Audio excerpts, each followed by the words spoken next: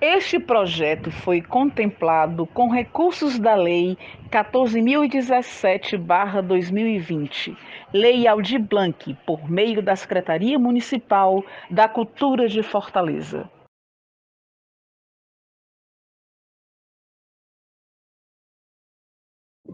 Olá, me chamo Luísa Pontes. Então, dando continuidade aqui às nossas análises, né, ao nosso curso, nossa oficina, onde a gente está fazendo algumas considerações históricas, né, sobre alguns trabalhos do Plínio Marcos, eu novamente convidei aqui a professora Antônia Neudina, que ela vai fazer algumas considerações sobre a década de 60. E estamos aqui no apoio com o professor Nonato Nogueira, que está nos apoiando. Eudina, fale rapidamente do que foi essa década de 60, assim, as Uhum, considerações, os principais feitos. ok. Na verdade, os anos 60, eu sempre costumo dizer que eles foram, assim, foi marcante, né? Para a questão política, a questão social, cultural, né? À medida em que houve a ditadura militar, né? Aí a gente vai ler aqui alguns slides, mas eu costumo dizer que foi um momento de explosão, de luta, né? De direitos humanos, de reconhecimento, né? Das minorias, as chamadas minorias, que são os negros, os homossexuais, as pessoas que pensavam diferente, né? E paralelo a isso tudo, nós temos a questão da ditadura militar, né? No Brasil nesse período, tá? Eu vou ler aqui esse slide, ó. Os anos de 1960 ficaram conhecidos pelos excessos, pela extoação de liberdade dos jovens e pela certeza de que era possível mudar o mundo. O Brasil é marcado pelo final do governo de Juscelino Kubitschek e a inauguração de Brasília, com a nova capital federal do país. O Brasil vivia uma fase mais jovem, visto que a maioria da população tinha aproximadamente 20 anos. Ou seja, é um marco para a história do Brasil, que até a capital até então era no Rio de Janeiro, né? E o grande feito do Juscelino Kubitschek, desde sempre, ele queria muito fazer Brasília, né? Que é a nossa capital até hoje, aonde está concentrado todo o poder, né? Legislativo, federal, né, o executivo e o judiciário, ou seja, é em Brasília que se resolve todas as questões dos três poderes, né? Então, esse grande marco na nossa história, que foi a construção de Brasília, e aí tem vários para falar disso, seria uma outra aula, mas é só para marcar esse momento, né? Onde o então presidente consegue inaugurar Brasília, né? Uma cidade planejada, às vezes criticada, às vezes elogiada, enfim, mas marcou essa década, certo?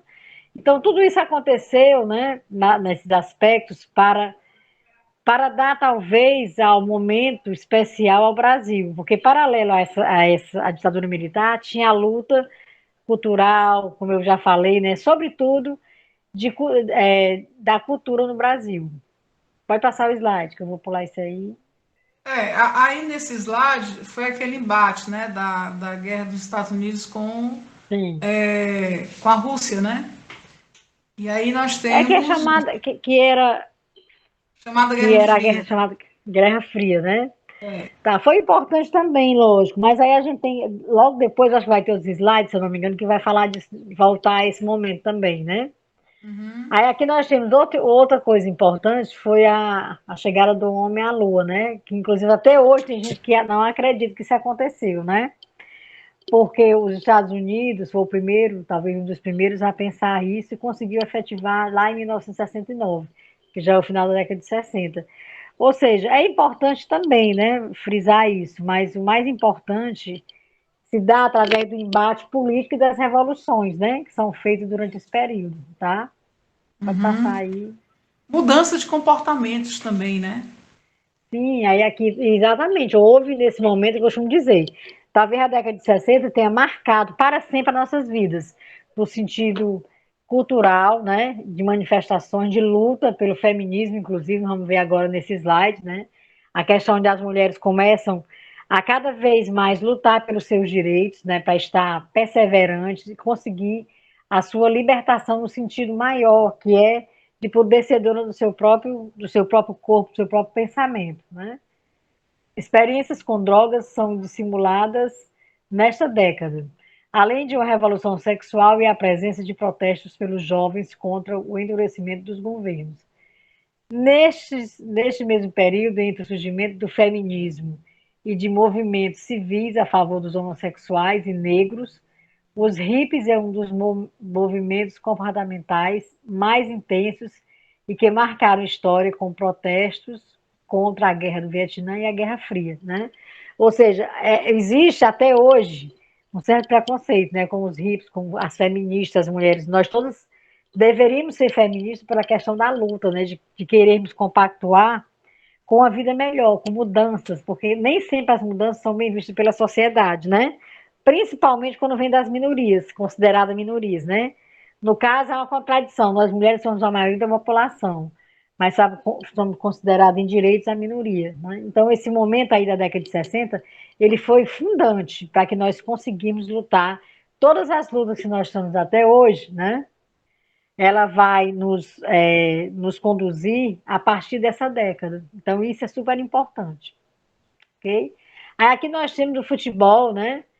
O futebol que marcou também a época, né?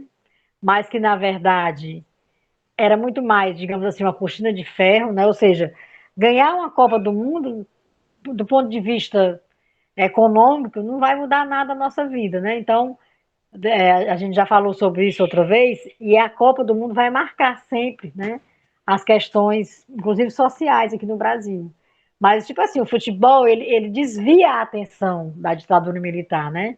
Não só da ditadura militar, das questões sociais, políticas, econômicas. Então, o futebol consegue, de uma certa forma, encobrir o que o Brasil estava vivendo, né?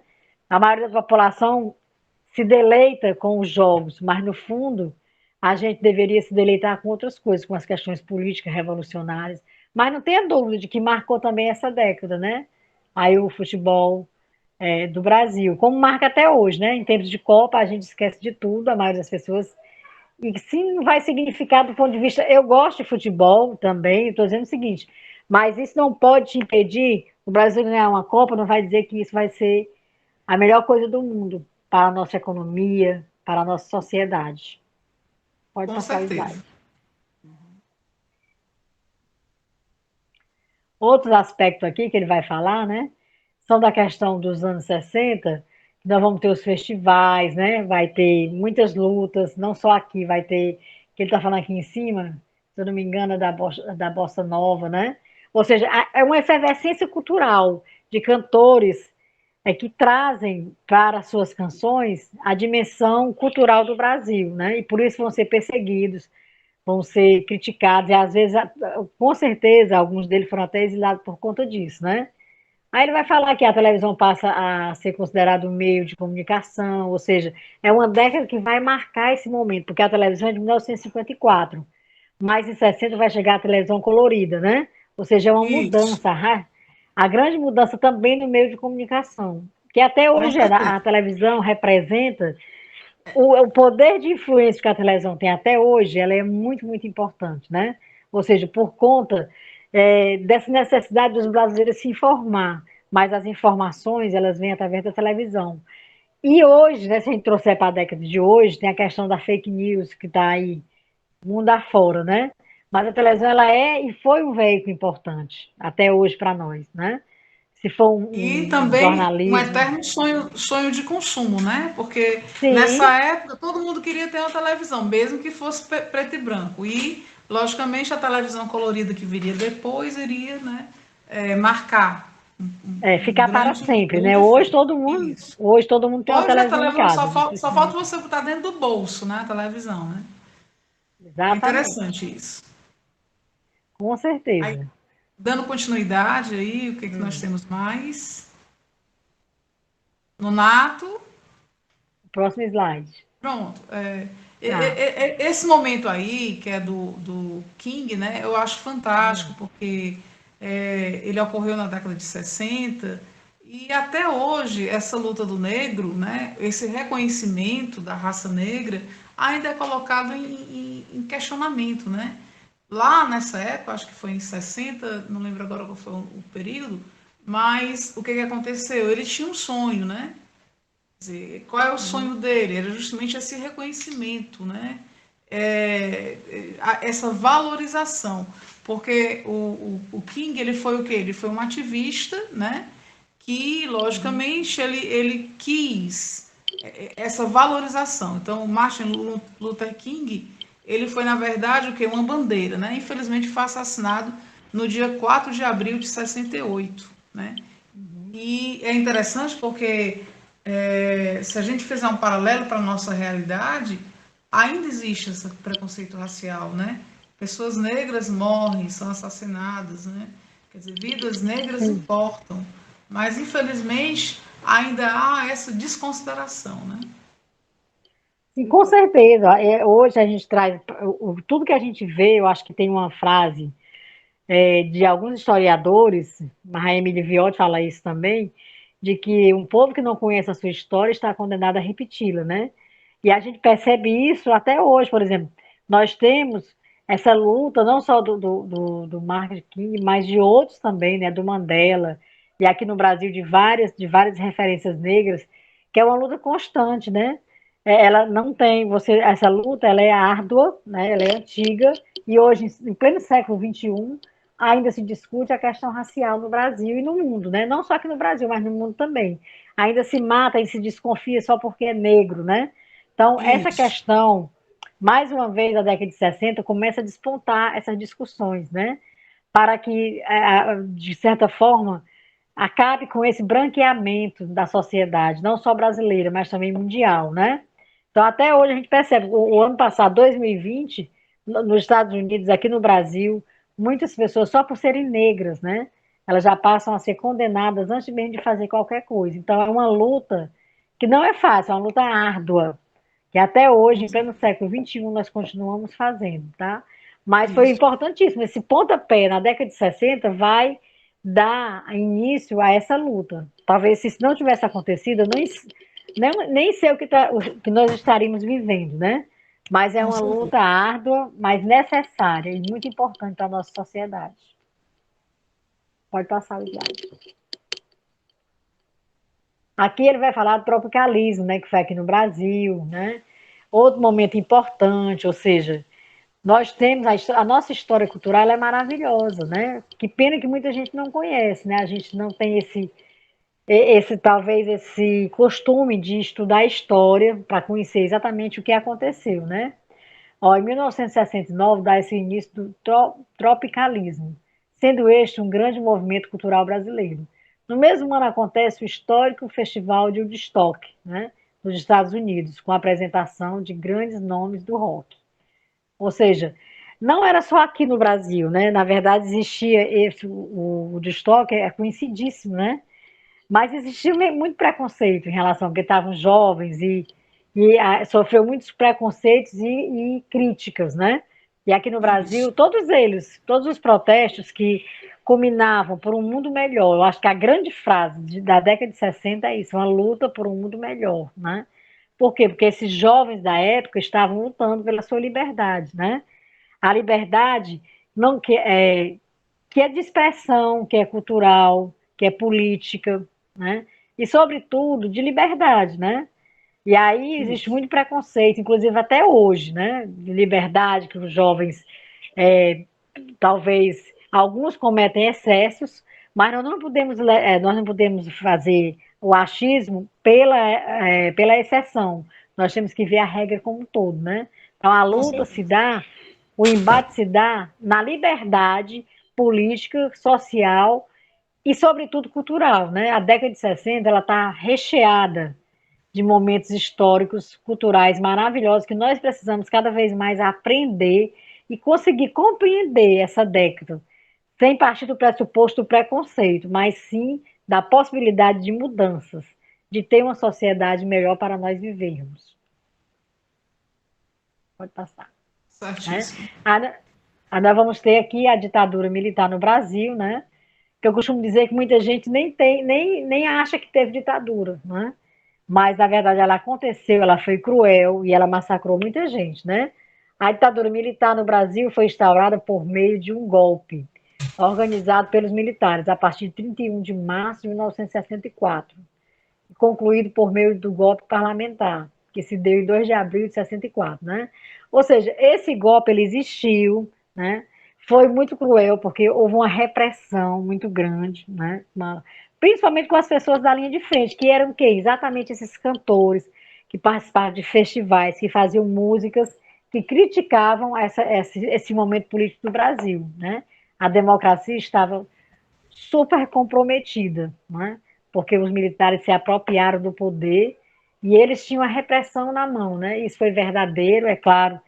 Como eu estou dizendo, muita gente não viveu esse momento e nem estudou para isso, mas é um momento que envergonha a história do Brasil, né? Porque ninguém gosta de viver sob ameaça, sob domínio militar, né? Então foi um momento de muito sofrimento, principalmente para algumas pessoas. Aí você tem que citar vários, Chico Buarque de Holanda, Caetano Veloso, né? O Gilberto Gil e tantos outros que morreram em nome da liberdade, da democracia que tanto eles queriam para o Brasil. Justamente. E graças a Deus que o Chico, o Caetano, né? Eles não morreram, Gilberto Gil, né? Eles foram exilados, né? E depois conseguiram voltar, né? Para o Brasil, né? Infelizmente, alguns Sim, momentos. sim. Então, é um momento amargo mesmo, né? Com Dando certeza, muitos continuidade, morreram, né? é, Não só aqui, não só no Brasil, aqui na Bahia, mas aqui no Ceará também. Tem pessoas que viveram esse momento da ditadura militar. Professores da UFC, né? Algumas pessoas no anonimato, que viveram, que sofreram as torturas. Então, isso é verdadeiro. Foi esse momento do Brasil, ele é importante a gente conhecer para que a gente possa fazer a nossa formação crítica, né? Quando a gente conhece a história, a gente começa a perceber a diferença. Então, eu acho que essas aulas elas são importantes também para isso, para que se discuta a verdadeira história, o que aconteceu no Brasil de fato, né, e de direito, que nós todos temos que ter acesso. Então, esse período, ele marca a nossa história, nessas ditaduras que vai até 85, né, até 84, né, ou seja, é um longo período de ditadura militar no Brasil, né. Então, eu acho que nós temos que cada vez mais estudar para aprender e compreender esse momento, tá? Pode passar. Pronto, aqui ainda vai continuar falando, né, do golpe E militar. é interessante porque Sim, esses militares, eles governaram através do AI, né? AI-5, AI-1, AI-2, né? Então era uma coisa mesmo imposta. Você não tinha liberdade de expressão, né? não, de jeito nenhum. As pessoas estavam simplesmente só tinham que obedecer, né? Então, logicamente, quem fosse bater de frente a isso daí era convidado a se retirar do país, né? Sim, Tem aquele sim. lema, Brasil, ame ou deixe, né? Então, isso ficou marcado, isso foi terrível, né? E, logicamente, os artistas, de um modo geral, foram os mais penalizados, os intelectuais, aqueles realmente que não queriam esse tipo de vida, né? Foram mortos, foram assassinados, e muitos desapareceram. E até hoje a família não pode velá-los, né? Infelizmente, né? É uma lacuna Isso. difícil essa. Mas tem uma grande parcela da sociedade que não acredita, né? Inclusive, que ainda, nós, infelizmente, nós temos hoje no Brasil a quem elogia até os torturadores, né? Então, eu acho que nesse momento a gente tem que partir para a discussão mais crítica da história, né? Nesse momento, quem criticava era totalmente coibido, né? Ele era Isso. totalmente tolhido, né? Por essa situação. Mas hoje nós temos uma outra vivência, a luta constante da década de 60, 70, 80, aí nós chegamos na democracia, em 1988, com a Constituição, a sétima Constituição do país, né? E a das mais democráticas, que vai garantir a nossa democracia. Por isso que hoje eu posso estar aqui falando dessa história, né? E ser Isso. vinculado, mas anteriormente nós não poderíamos. Professor de história, principalmente, nem chegar na sala de aula, né? Então, assim, os historiadores também foram muito perseguidos por conta que não podia dar suas aulas. Então, se você vê os modelos de sala de aula da UFC, que eu já estudei lá, são todas tem só uma saída, né? Que era porque eles ficavam fiscalizando quem estava dando aula. Então, a democracia, ela restabelece não só a cultura, mas também a sociedade, o direito a ter voz, né? O direito à crítica. E esse restabelecimento ele é fundamental. Que bom que eu faço parte, né? Que nós fazemos parte dessa história de hoje, democrática do país. Mas muitos tiveram que perecer para que a gente pudesse hoje estar aqui falando sobre isso. Com certeza.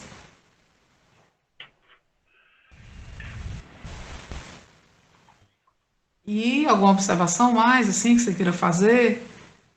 Não, pode passar, isso aqui já é outra página, É, né? Não, as pronto. observações estão tudo nesse sentido, né? Da gente começar a perceber, porque uma coisa é você estudar história sem a crítica, né?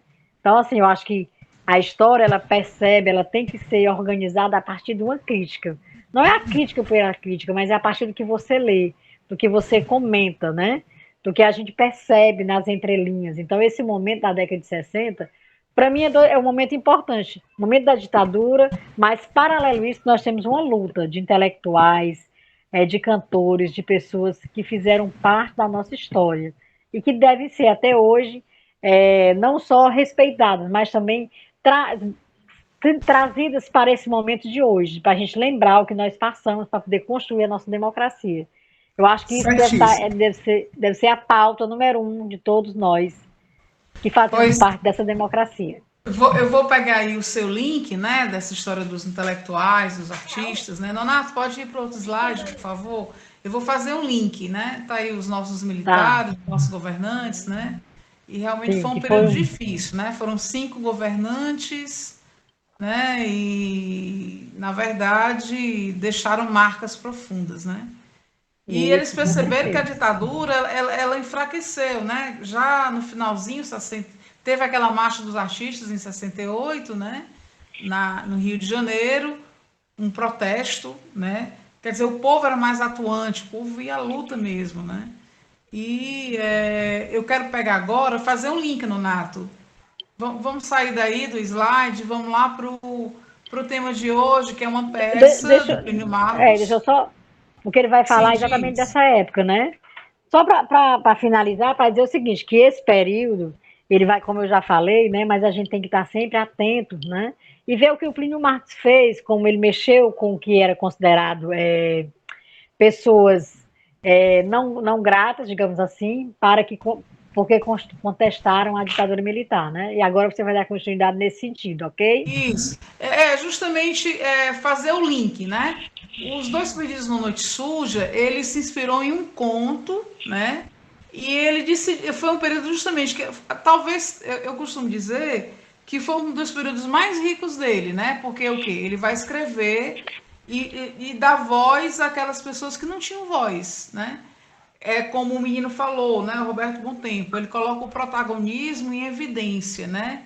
Então, Quer meu aqui amor? tem um relato dele.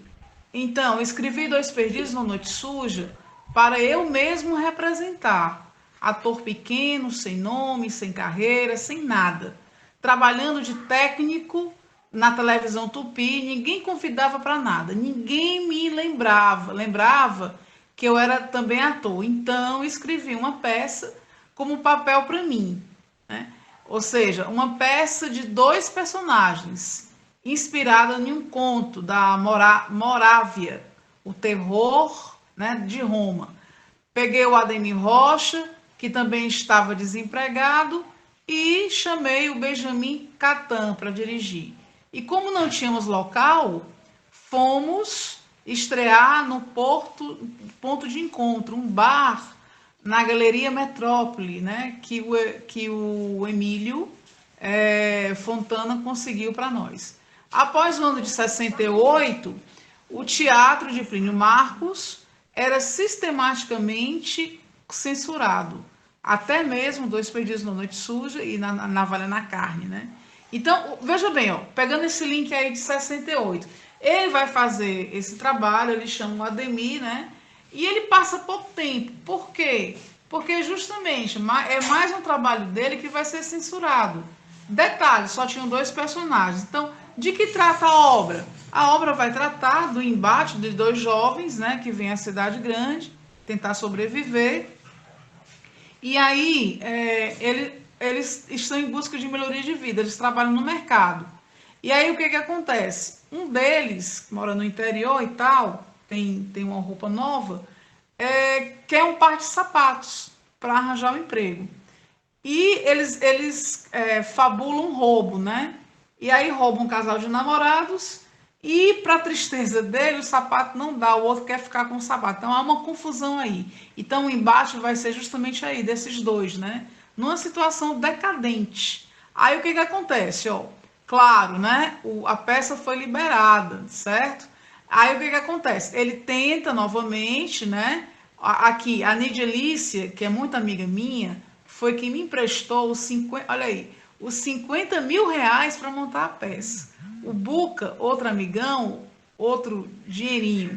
Ou seja, o pessoal, né, da Tupi também ajudou. Ou seja, né, o pessoal deu uma força para ele, né, porque sabia realmente que ele estava querendo montar. Na época, o Paulo Biratã, que trabalhava na televisão, que era diretor, né, emprestou lá o aparelhagem lá da TV para que ele pudesse. Aí o que que acontece? 5 pessoas foram assistir a estreia, a Valderez, o Carlos Murtinho, a mulher do Ademir e um bêbado que não quis sair porque aquilo era um bar. Quer dizer, ou seja, né? Então, naquele momento ali, além da dificuldade de montagem, ele não teve uma plateia, né? Então, assim, muito complicado. Além de ter os textos censurados, ele também, de início, ele não teve, digamos assim, tanta adesão do público, né? Então, Dois Perdidos foi liberado porque naqueles dias a censura passou da polícia estadual para a federal. E mudaram os censores, mandaram o Coelho Neto, né, assistir o ensaio. Homem de teatro, diretor de peças, foi da comissão julgadora, né, do Festival de Santos, quando a Barrela se consagrou. Então, numa tarde de sábado, chuvosa e fria, no estúdio abandonado da Tupi, sem cenário, eu e o Ademir, né, sentados em bancos velhos, falamos o texto para ele. Quando acabou, né, ele liberou o texto sem corte, ou seja, eles tiveram que apresentar para esse censor para poder ter a liberação do texto, né? Então você vê toda essa luta, né?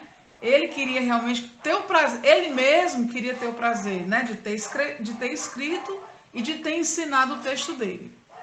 Pode passar, Nonato. Nonato.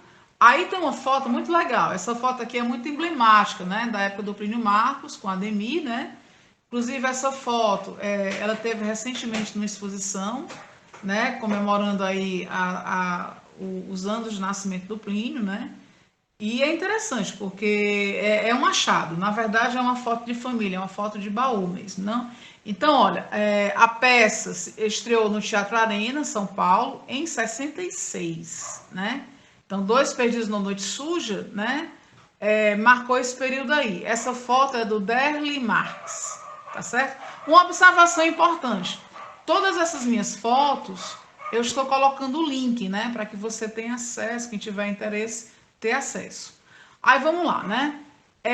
Como foi essa estreia dele, né? Ele em outro momento, ele teve o apoio do Ademir Rocha.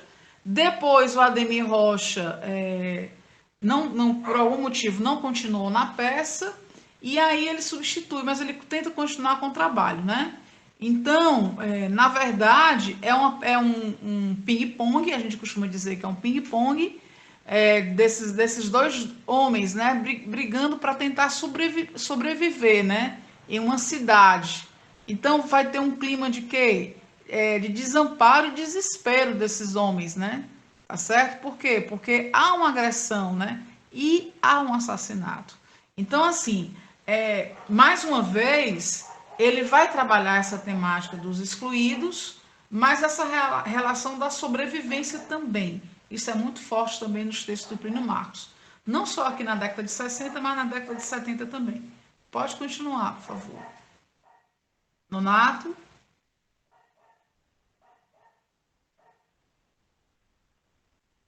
E outra foto também, né, desse período de 66, né? Então, há no conflito de Dois Perdidos uma evolução crítica sobre a dissolução das classes. Uma linguagem emocionante, despojada, termostáticas nas graduações da temperatura social e dramática, né?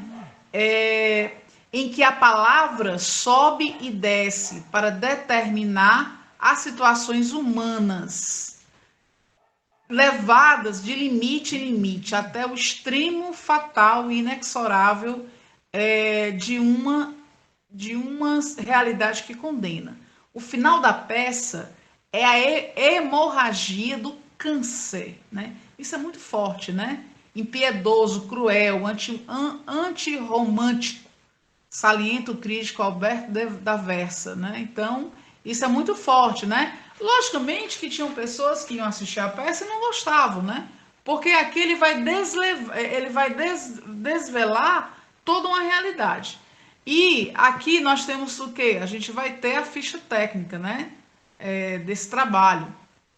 Então, a direção, primeiramente o Plínio dirigiu, depois ele convidou o Benjamin Catan, depois o Plínio dirigiu, né? Teve a cenografia do Paulo José, Orion Carvalho também fez a iluminação. Aí veja bem, ó, no primeiro momento, de 66 até, eu acho que um ano mais ou menos, o Ademir Rocha faz o Tonho. Aí ele é substituído pelo Berilo Fácil, né? E o Plínio Marcos fazia o Paco, certo? Então, eles fizeram no Teatro Arena, né? Tinha até uma camareira, que era a Maria Borges, e foi uma montagem extremamente premiada, né? Mas é aquela história, óbvio, né? Esse reconhecimento, gente, viria depois, né? Depois de muita luta, de ter passado pela censura, né? Ele realmente meteu as caras, ele não tinha papa na língua, né? Então, em 67, um ano depois da montagem original dessa montagem aí, né, do Plínio Marcos, ele vai para o Rio de Janeiro, chama o Frauze, né, Arap, certo? E protagoniza por ele e o Nelson Xavier, né? E é aclamado pelo público e crítica, tá certo? Então, o texto é transportado para as telas, justamente. O Arap, ele vai fazer o quê? Ele vai fazer parte dessa primeira adaptação da peça. Aí, veja bem, quem é que vai fazer Os Dois Perdidos? Logicamente que no cinema, ele vai chamar quem? Ele vai chamar o Nelson Xavier, que já tinha feito A Navalha na Carne, e vai chamar o Emiliano Queiroz também, né? Para participar dessa primeira montagem cinematográfica da peça. Pode passar, Nonato. Essa foto, gente, é belíssima. Essa foto aqui é uma foto de família, de arquivos, né? Aqui é o Plínio, né? Bem jovem. A questão do sapato, né? O sapato que não dá certo. Pode passar, Nonato. Bom, tá aqui. Aqui é o cartaz da primeira adaptação, né?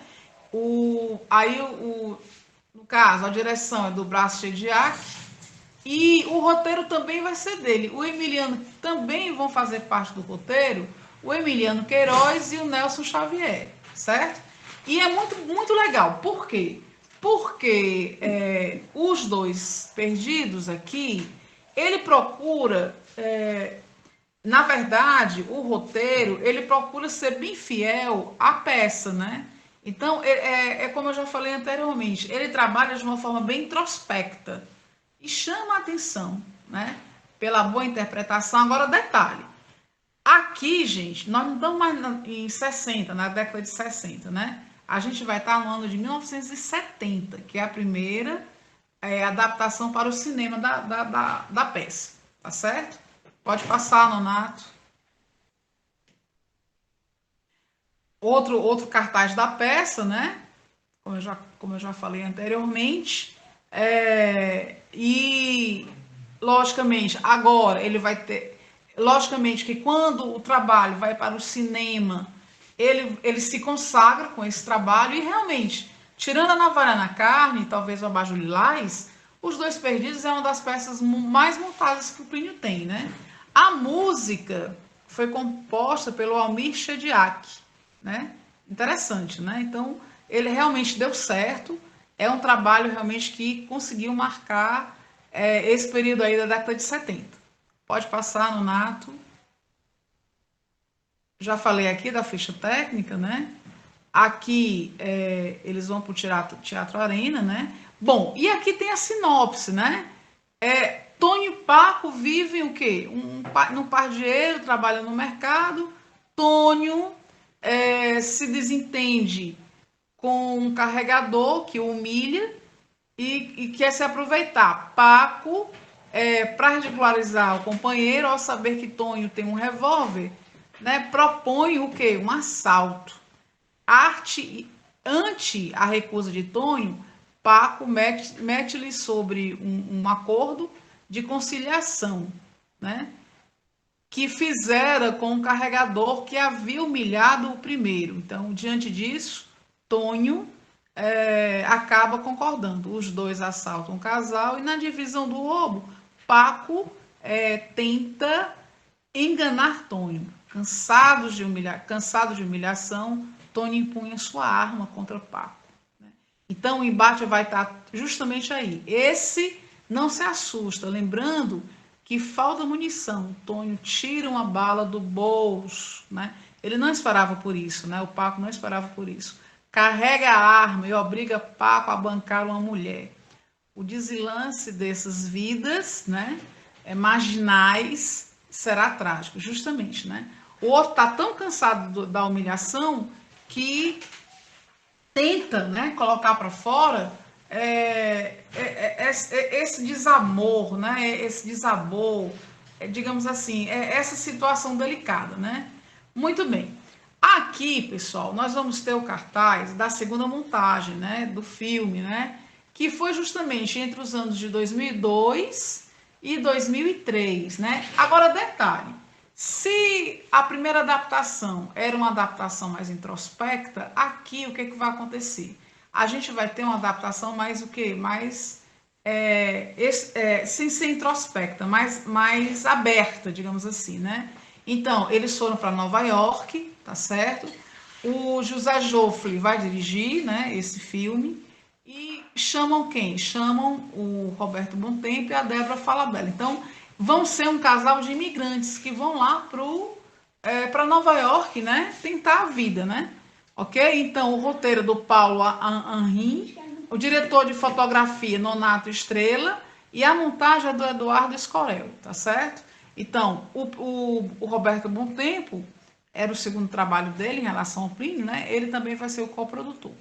Esse filme é interessante por quê? Porque vai tirar daquele pardieiro, daquele mundinho sul-humano, e vai colocar o quê? Vai colocar esses dois numa selva de pedra, aonde? Em Nova York, né? Onde os imigrantes são o quê? São perseguidos, são humilhados, né? E quando são pegos sem a sua devida documentação, são mandados de volta, né? Então, tem toda essa questão dessa sobrevivência, né? Desses, digamos assim, dessas pessoas. Aqui tem outra foto deles dois, né? Então, em 2003, né? O Joffre filma essa adaptação que o Paulo fez, né? Da peça para o cinema, né? A Débora vai fazer o Paco e o Tonho vai ser feito pelo Roberto Bontempo, né? Tá certo? Então, aqui, o que nós vamos ter? Vai mudar o quê? Só o foco. São dois sobreviventes em uma cidade, só que na função de quê? De imigrantes, né? Que vão para Nova York. Pode passar, Nonato. Bom, e aqui, gente, para finalizar, só para a gente refletir, é aquilo que eu falei no começo.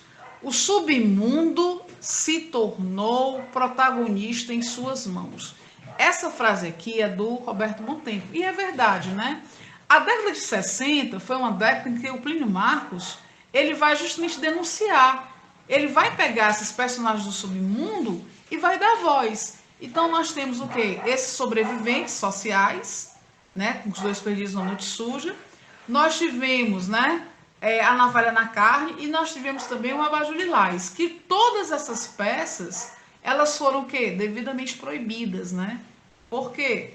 Porque justamente o Plínio ele vai ser usado, ele vai falar do que não é falado, né? Do que era escondido, do que não era argumentado, tá certo? Então, o Roberto Bontempo é muito feliz nessas colocações, né? Quando ele diz que o Plínio coloca o submundo em evidência. Então, o Plínio foi uma das figuras mais perseguidas, e é verdade, artisticamente no Brasil. O submundo se tornou o quê? Um protagonista em suas mãos. O espetáculo traz para os palcos não só a história biográfica do dramaturgo, mas vai trazer também o quê? Uma grande história de vida, né? Que atinge o quê? O espectador de um modo geral. E é verdade. Montar Plínio Marcos, fazer Plínio Marcos, ou você faz ou não faz, não tem meio termos, né? São textos viscerais, em que realmente ele trabalha muito bem essa coisa dessa realidade, dessa sobrevivência social. Esses slides, vocês observem que eu trago as referências, né, digitais e bibliográficas, né? Então é isso, é dizer que essa peça foi feita por ele dirigiu, né, depois, uma segunda versão, ele escreveu, ele queria fazer teatro, como ele diz, ele não era nada, né, era um atorzinho sem reconhecimento. Mas o grande feito dele, inclusive ele ganhou alguns prêmios, alguns Molière, digamos que é um troféu, né, de reconhecimento como dramaturgo, né? Então ele teve um grande reconhecimento. Claro que isso levou tempo, né? Porque até então ele logicamente, Os Dois Perdidos, ele datilografou, quer dizer, ele escreveu à mão, datilografou, depois tornou um livro. As primeiras edições foram muito sacrificadas, né?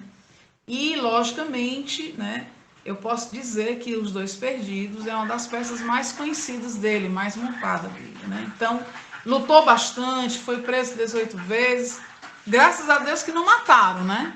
Mas ele foi realmente, a ditadura foi cruel com ele, né?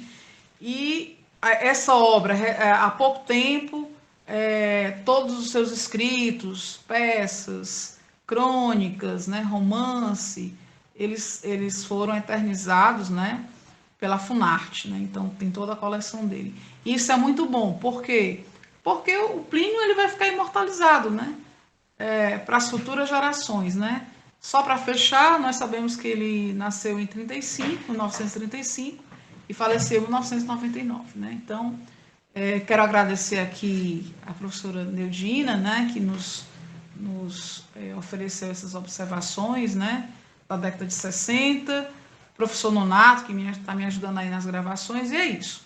Muito obrigada e seguimos o nosso curso.